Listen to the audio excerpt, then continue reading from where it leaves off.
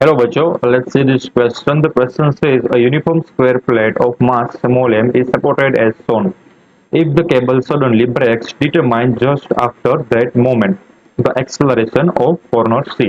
तो हमें एक स्क्वायर प्लेट गिवन है जिसका मास है स्मॉल m। तो हमें बताना है कि जब ये वाला जो केबल है वो टूट जाए स्क्वायर का, तब ये जो पॉइंट C है उसका एक्सेलरेशन क्या होगा। ठीक है, तो हमें पता है कि जब ये जो स्क्वायर प्लेट है उसको यहाँ से तोड़ दिया जाए, ये जो केबल है उसके साथ कनेक्शन काट दिया जाए, तो ये जो स्क्वायर प्लेट है वो रोटेट करना स्टार्ट कर देगी इस डायरेक्शन में से। ठीक है, तो हमें क्या क्या गिवन है, हमें ये जो ए पॉइंट है वो कनेक्टेड गिवन है, ठीक है, फ्रीली मूवेबल है बट कनेक्टेड गिवन है, एंड बी पॉइंट है वो स्ट्रिंग से कनेक्टेड गिवन था, तो यहाँ से उसको काट दिया गया। तो देन हमें फाइंड करना है पॉइंट सी का एक्सेलरेशन ए। ठीक है, तो हम यहाँ पर अज्यूम करते हैं कि जो ये पॉइंट था इसका सेंटर है वो यहाँ पर है, तो सेंटर से जो ए पॉइंट की बीच का डिस्टेंस है वो होगा एल प्राइम, लेट से फॉर अ व्हाइल, बाद में हम उसको फाइंड कर लेंगे। ठीक है, तो हम इस प्रॉब्लम में जो की कंसेप्ट यूज करने वाले हैं, की कॉन्सेप्ट वो क्या होगा। पहला तो होगा टॉर्क का कॉन्सेप्ट, भले ही बेसिक हो बट आपको याद होना चाहिए। टॉर्क के दो इक्वेशन आते थे, R perpendicular times F, and जो दूसरा फॉर्मूला था टॉर्क का वो था curve is equal to I into alpha. Second जो कॉन्सेप्ट है वो हम यूज करने वाले हैं पैरेलल एक्सिस थ्योरम का। पैरेलल एक्सिस थ्योरम का जो कि गिवन होता है आई, मान लो कि C D is equal to I prime A B plus, या फिर ऐसे भी लिख सकते हो I A B times mass of the object and distance between that particular axis. तो पैरेलल एक्सिस थ्योरम क्या कहता है कि अगर आपको कोई ए बी एक्सिस के अबाउट मोमेंट ऑफ इनर्शिया किसी भी ऑब्जेक्ट की पता हो, एंड उसके पैरेलल अगर सी डी एक्सिस आपको गिवन हो एंड उसके अबाउट आपको मोमेंट ऑफ इनर्शिया फाइंड करनी हो, तो ये वाला इक्वेशन से आप फाइंड कर सकते हो, जहां पर डी की वैल्यू क्या है, डी है वो है perpendicular distance between A B and C D axis, जो कि एक दूसरे से पैरेलल होनी चाहिए। तो ये था पैरेलल एक्सिस थ्योरम। एंड जो थर्ड वाला कंसेप्ट है मैं यहाँ पर लिख देता हूँ, थर्ड कंसेप्ट वो होगा relation between angular acceleration and linear acceleration. यानी कि मैं जो इक्वेशन यूज करने वाला हूँ वो होगा alpha is equal to A upon R, ये वाला, ये भी एक कॉन्सेप्ट है। ठीक है, इक्वेशन ऑफ एंगुलर एक्सेलरेशन। ठीक है, मैं उसको डिस्क्रिप्शन में लिख देता हूँ, इक्वेशन ऑफ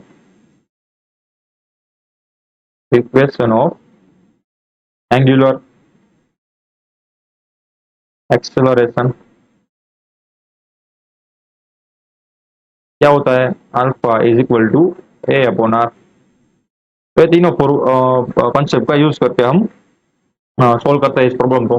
तो पहले फाइंड कर देते हैं कि एल प्राइम की वैल्यू क्या है। ठीक है, सेंटर से ये एल प्राइम की वैल्यू क्या है, एंड उसका ट्राइस करेंगे तो हमें ए से सी पॉइंट की वैल्यू मिल जाएगी। ठीक, तो पहले तो हम सेंटर से, ये मान लो सेंटर था, सेंटर से सी से या फिर ओ से, ठीक है, सेंटर ओ से ए के बीच का डिस्टेंस क्या है।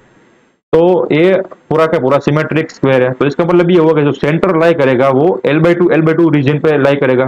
ठीक है ना, मैं यहाँ पर इसको थोड़ी देर के लिए हटा देता हूँ। तो जो ओ पॉइंट होगा वो एल बाई टू डिस्टेंस पे होगा, यानी कि जो ए से यहाँ पर डिस्टेंस होगा वो एल बाई टू होगा, एंड ए पॉइंट से यहाँ पर डिस्टेंस होगा वो भी एल बाई टू होगा।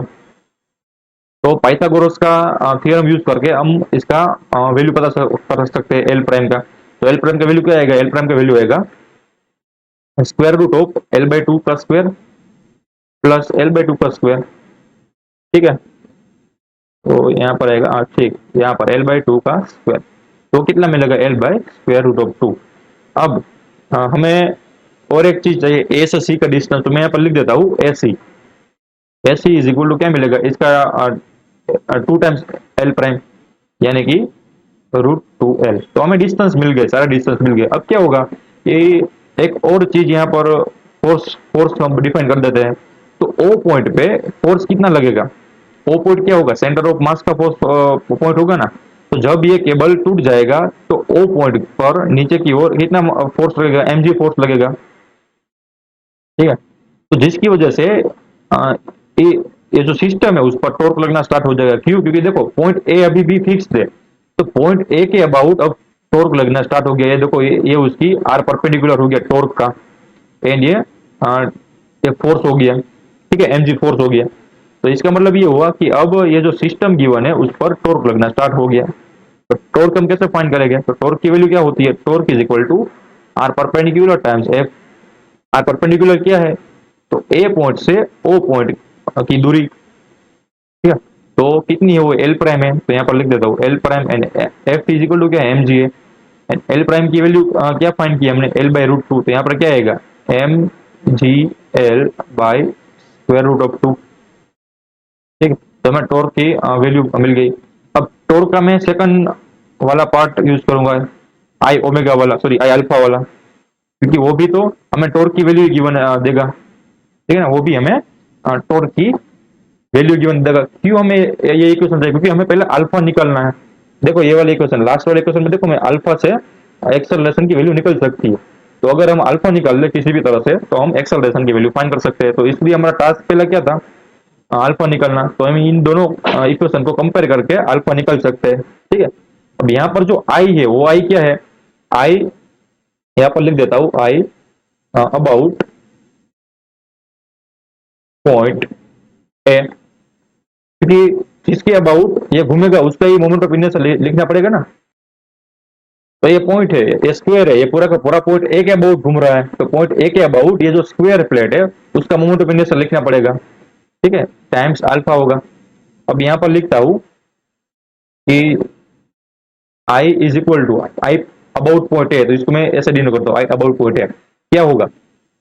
अब देखो अगर स्क्वायर पॉइंट ओ के अबाउट से घूमता तो उसका मोमेंट ऑफ इनर्शिया क्या आता, तो उसका मोमेंट ऑफ इनर्शिया है M L square by six.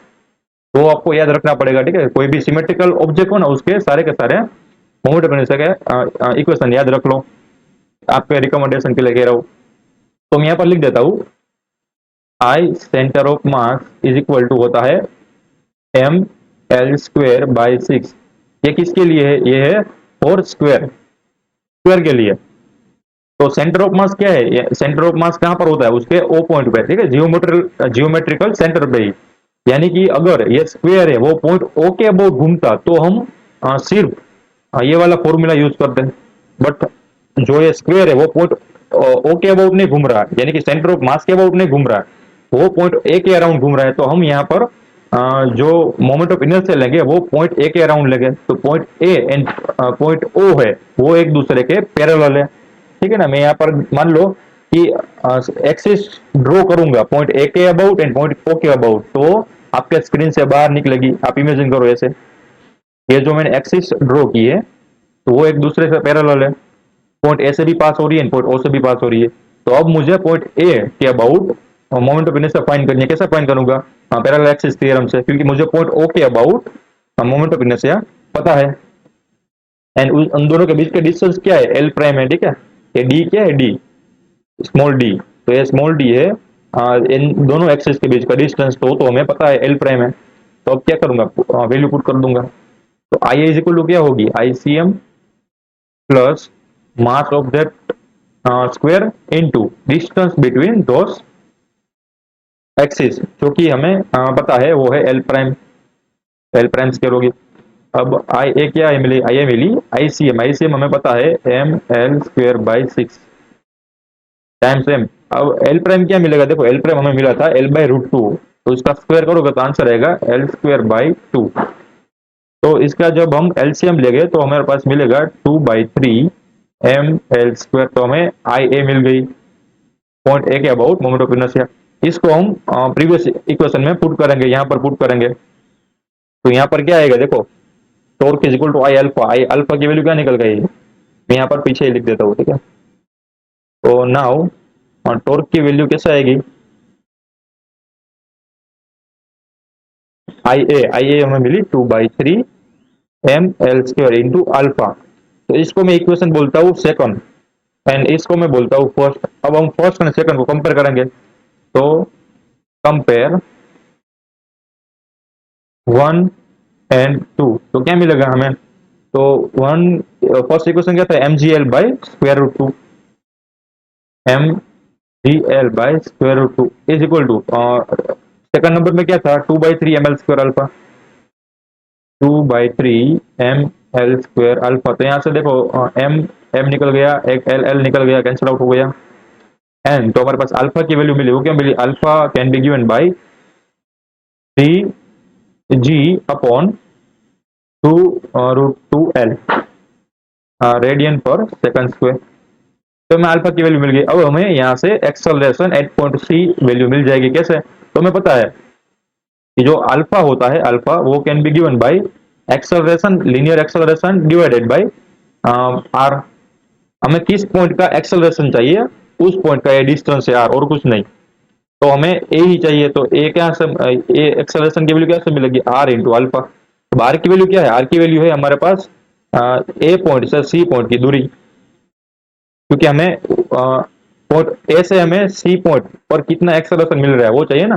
तो पॉइंट ए से पॉइंट सी कितना दूर है वो हमें चाहिए। तो वो है, क्या हमें फाइंड किया था ये वाला ए सी। देखो √2l, तो यहाँ पर पुट करेंगे, तो यहाँ पर आएगा आर इज इक्वल टू, मैं यहाँ पर लिख देता हूँ 2l prime into alpha. And further we can say that 2l prime is equal to √2 times L. And alpha की वैल्यू मिली, यहाँ से पुट कर दो 3 टाइम्स g/2 इंटू √2l।